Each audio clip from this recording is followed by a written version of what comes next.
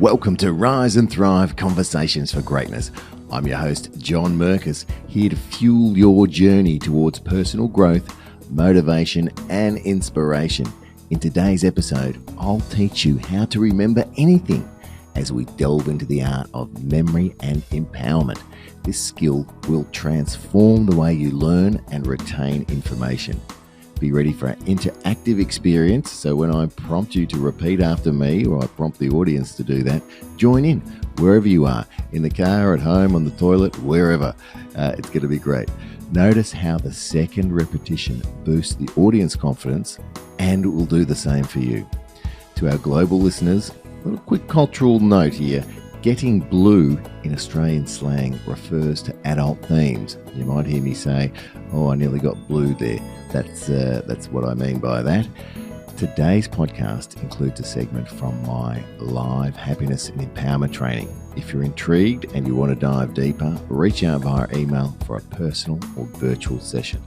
Let's journey together towards greater success and personal growth. Here we go.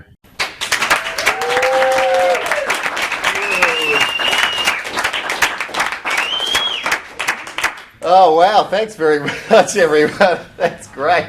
What a great welcome. Thanks everyone for being here and giving me the opportunity of doing something that I love doing. One of the greatest joys that I have in life is being in front of groups of people and being able to make a difference, and that's what I'm committed to today, and that's what I want to let you know, and then I will be giving you my all. And I know that just by sitting here on the seats that you're sitting in now, that you're the kind of people that are willing to learn and hear new information, and for that you ought to be congratulated. So for those who don't know me, my name's John Merkus. I'm the CIO, the Chief Inspirational Officer of Fluid Reality, and Fluid Reality is a company that is committed to sharing and empowering others to fulfill their dreams and goals. So it's just an amazing journey that I've been on since I started. And as I said, this is what I love to do. I get the greatest joy out of doing this. For me, it's not work, it's just an adventure, and it's just so much fun, so much fun. So today we're going to learn about visual stacking. So visual stacking is a technique where you'll be able to remember and easily remember things like a presentation, anything that you need a sequence of things to remember. This technique is going to allow you to do that. Does that sound like it'd be of interest to anyone? Yeah. Excellent. But first, a story. I was a very curious kind of fellow when I was younger, and I still am. And I was curious about a number of things, and one of the things I was curious about was music. At 7 years old, I had a brother that was 10 years older than me, and luckily for me, he loved music too, and he had an awesome stereo and a huge vinyl record collection. So I used to sneak in there, and because I was so curious about his vinyl and what he had and the different styles of music, so I'd put it in there. And the reason I'd sneak in there was because his stereo was so good, I wasn't allowed to touch it. So I'd listen to his music, and I loved it, and I was really curious about how to play music. I thought maybe one day, would I be able to do this? So as I progressed, I also got a record collection and loved music. And then when I went to high school, I got the opportunity to choose an instrument. And I always loved the drums, so I picked the drums. So how good is this? I'm getting a weekly lesson on the drums, part of the school band for like 5 years, and it was fantastic. It was awesome. I really loved it. Had my own drum kit, had sessions with people, and it was just great. Then something happened, and I had to sell the drum kit. No problems. Then, after a few years, I thought, I've just sort of like ditched my music. And I really like music. And I never thought I could play, and I was so curious to know what else I could do with it. So I thought, okay, I'll learn the bass guitar. That's kind of close to the rhythm section, all that kind of stuff. So I learnt the bass guitar. And I enjoyed that, but, standing around doing this just wasn't kind of my thing after, you've been banging on the drums and going like that. So it was good, and I learnt more about music. Obviously, when you're learning the bass, you need to know notes and scales and things like that you don't need to know when you're playing the drums. And just a drummer's joke, how do you know when the stage is level? There's dribble coming out of both sides of the drummer's mouth. So then I had the opportunity to learn the acoustic guitar. And it took me a couple of goes, right? But I was really curious as well as excited to learn more. And I didn't get it straight away, but I kept doing it and I kept practicing, and I started to play stuff for the first time that really sounded like music. Drums is okay, bass is okay, but when you pick up an acoustic guitar and start playing chords, maybe even singing a little bit, it really sounds like music. So for the first time, my curiosity became even more rampant because it actually sounded like music. So I learned a few chords and I just played and played and played and played, and I was just like spinning out going, oh my God, I am playing music. So that led me to put some chords to some of the writings that I'd done, because I like to write a bit here and there, and I'd written bits and pieces, and so I put some chords to some of the writings that I'd done. So I had about 5 or 6 songs. And I thought, oh my God, Mikey, my bass teacher, he's got a home studio. So I rang up Mikey and I said, Mikey, I've got some songs, how about we put them down? And he said, absolutely fantastic, I'd love to do that. So over the course of 18 months, I put together a 5-track EP. Mikey played the bass, I played a bit of guitar, my friend James played guitar, I sang on it, and then we, then we sent that away and got drums put on it, kick-ass drums, which was awesome. And then we rehearsed, and then we were going to do the launch of the CD. And I'm thinking, all this came out of my curiosity about music, and then my passion and excitement about what was possible. And now I've got this CD, so I'm thinking, okay, I've got to launch this. So I go around Melbourne town and I find a rock and roll pub, and I'm going to play at this rock and roll pub. And the night comes, and there's plenty of people in the audience, and everyone's clapping. And I walk on stage, and I'm just about to start playing. And that reminds me of the time when I also had a dream and some curiosity when I wanted to learn karate. I'd always seen karate, liked those ninja movies and things like that. But I thought, wow, what would it be like to actually, pull off some of those moves? So I learned karate. And over the course of the first year, I put in a lot of effort because I was so curious to find out what was possible. So I put in effort and I put in effort and I put in effort. And then I had a grading to go to after 1 year. And I had an extra tutor from a brown belt. I did extra fitness training. I did as much as I possibly could to be the best that I could be at this particular grading. Are you with me? Oh, yeah. All right. So we do the grading, and it was one of the most intense experiences physically that I've ever had. It was really hard. But I loved it, and I was prepared, so it was okay. Then we had the presentation night, and this is where they announce who is going to get what belt. So I was on a white belt when I started. The next belt up was blue.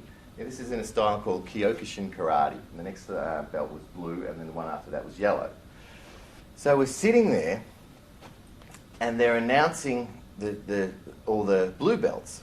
Like I said, there was other white belts that did the grading too. And they didn't call my name. So now let's talk about visual stacking. So I'm going to teach you this technique so you're going to be able to remember things easily through stories. We're telling stories all the time. And it's funny, the more bizarre and interesting the story, the more easily it's able to be remembered, wouldn't you say? Yeah. Yeah. So, who would like to know about visual stacking and storytelling? Yes. All right, okay. So here's one. I'm walking down the street and I see a brass plaque with the word name on it. It's attached to a white Victorian house with pink polka dots all over it. I look into the window and I see a family sitting by the fireplace. Up through the chimney is a broom handle. Poking out of the chimney is the broom handle, and there's a yellow worker's glove sticking out on top of the broom handle. A gigantic tennis racket is being held by this worker's glove, and piercing the strings is a 747 jumbo jet. Now, let me tell you what that was all about. And by the end, you're going to be able to recall and say what I just said. So that's a story. It's a bit bizarre. It's a bit out of the ordinary. And that's a story that allows and can facilitate conversation. So, brass plaque with the word name. What's your name? Victorian house, white polka dots. Attention, attention. This is a test of the building's emergency warning and communication system. First alarm here is a low alarm. That's all right. You can add even that. Yeah. No, we did it. He's about to start. That adds to realism. He's about to do the alarm. I'll keep it going. So, enjoying it so far? Yeah. We might have to leave the building though. Did he say he was going to do the alarm? Yeah. Let's rewind, get back into the zone. So remember, we're talking about that story that I said. I'm going to recap as to why that story can help you when you're having conversations with people. And this is just an example to show you the story, remembering a sequence of things, and you can apply this to many, many places and areas in your life. So, walking down the street, seeing the plaque name. So what's your name? Seeing the Victorian house with the pink polka dots. Where do you live? What sort of place do you live in? Peering through the window, looking at the family. Do you have any family? Do you have any kids? The worker's glove on top of the broom pole. What kind of work do you do? The tennis racket. Do you like playing sport? Have you got any interest in sport? And the jumbo jet. Do you like to travel? Have you been on holidays? That kind of thing. So you can see in that story that it gives you a plethora of things to be able to remember when you're in a conversation with somebody. So there's an example of visual stacking. So can you see with some of the maybe the presentations or things that you need to do that maybe making up a story like that could be useful to you? Yeah. And one of the keys is to make it as bizarre as possible, because that will help you to remember it. Now, the one I just told was not even like borderline bizarre, but it did have the pink polka dots and a bit of like, what's the broom hop thing doing in the thing, and what's with the worker's glove, and how can a 747 be in a tennis racket, things like that. Another key is, and it depends on how you go, but like we said, that being a little bit bizarre, and for some, it also works to get a bit blue, to get a little bit raunchy in there. Because you'll remember it. We're human beings that will remember it. So that's visual stacking, okay? So now we're all going to recall that story together, okay? So what I want you to do is just repeat after me in the first time, and then we'll repeat it all together as a group, and then we'll do it in a pair. We'll do it in a pair. And so by the end of that session, you'll be able to, any time, recall that story, and maybe you want to use it next time you're in conversation.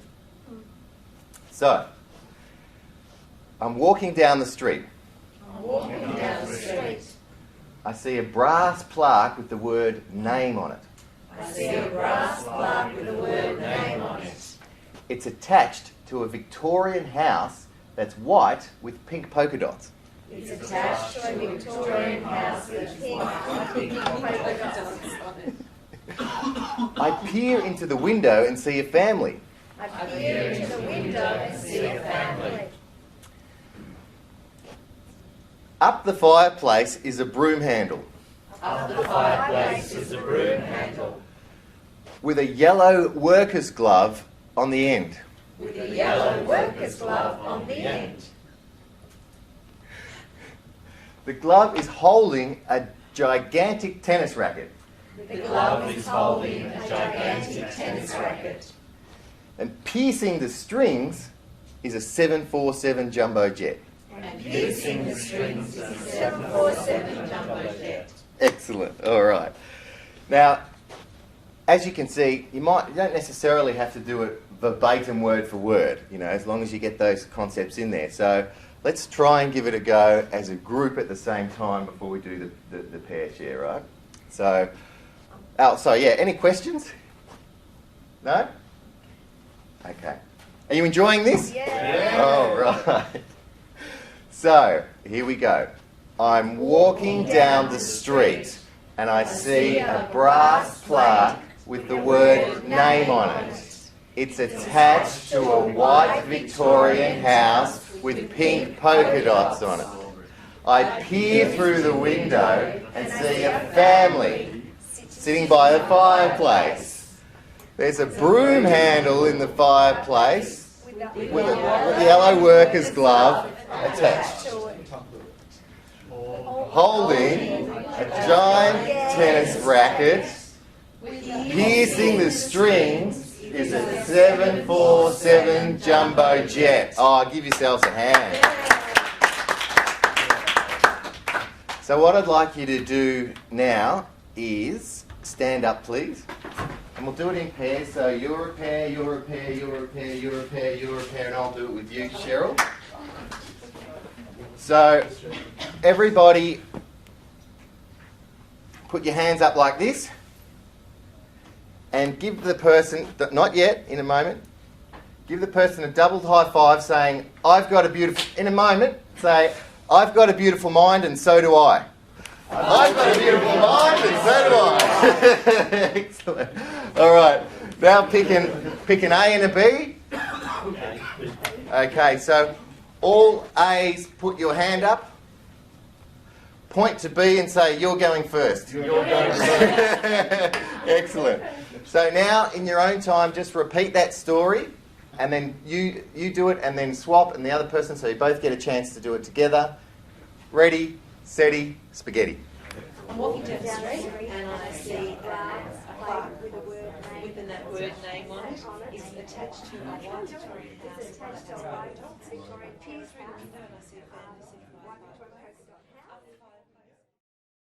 Now, guys, let's have a bit of feedback here. How was that for you? What comments, questions? We don't understand the roles. We still understand how. So the same house. It was amazing. Excellent. Any other questions, comments? I guess Easy. Yep. I guess the principle that you're really highlighting here is like association. Yeah. The making of association. Yep. When you can bring it to that level of personal association, only then you're going to remember because it's personal. Yep. Yeah. Yeah, is that what you're saying? Yeah, and as well as with recall, which is what we're talking about here, recall, especially if you've got you could use this method in a 2-day presentation and not have to look at your notes in terms of what comes next. Now that's exciting as a speaker. But what I find fascinating about recall is it's kind of like the more you're given to remember, the easier it is to recall. Because if we just said name, house, family, da-da-da-da-da, it's sort of like that's not as easy to recall as if we make up this big long story about a pink polka-dotted house and a worker's glove, up a chimney. So that's what I find fascinating about recall, is that as human beings, when we're given more to remember and we can associate it, and it's personal, like that one is kind of like a basic, easy example. But let's say you were doing a communications course, and you had 5 or 6 modules in that course. You could make up a scenario for each of those modules. For me, like it could be just like totally bizarre, off the chart, that story. And I'll leave it at that because I almost got a bit blue. So you found that interesting? You enjoyed that? Yeah. Excellent. Now you've got it forever. You'll always have it. I learnt that story last year, and I can remember that story all the time, very easily. And you'll find the same, that you'll be able to remember that story every time that you need to. and use that technique in your trainings that you do. So they didn't call out my name. And I thought, man, I'm going to be stuck on the white belt. I didn't need all that work I put in, and I didn't make the grade. And then they read out the people that got the yellow belts. And they called my name.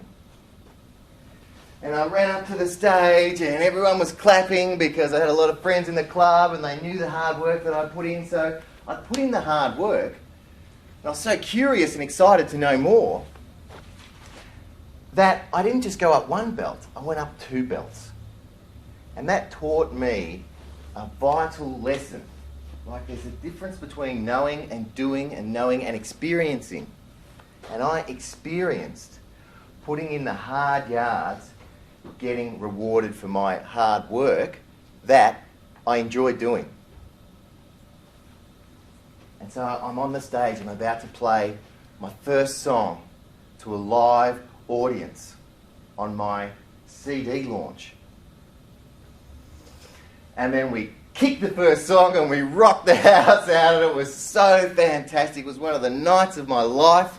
And at the end, we played a couple of covers in there, and at the end we played Wild Thing, You Make My Heart Sing, and everyone was going nuts, and the crowd was applauding at the end, and I got to do something that I wanted to do since I was 7 years old, listening to my brother's records.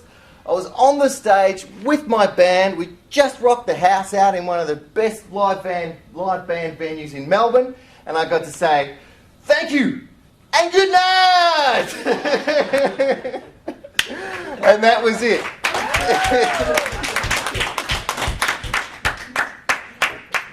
The question was about remembering someone's answers, making up a story about that. Yeah.